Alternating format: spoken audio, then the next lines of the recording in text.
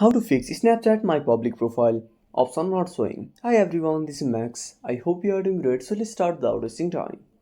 First of all, open up your Play Store.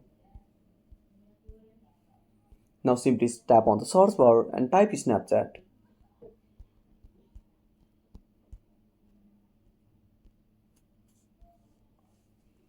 Now make sure to update to the latest version.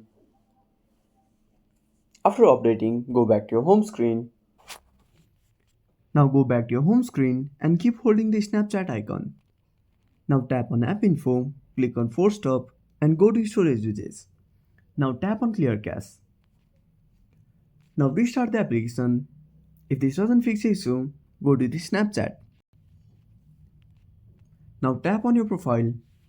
Again at the top right corner, tap on Settings. Now tap on Birthday. Now choose the date of birth which makes you greater than 18 years. Now tap on Continue. Now restart the application. I hope this should fix the issue. If you found this video helpful, smash that like button and subscribe our channel for more awesome content. Have a burning question or a topic? Drop down a comment below. This is Max signing off until next time.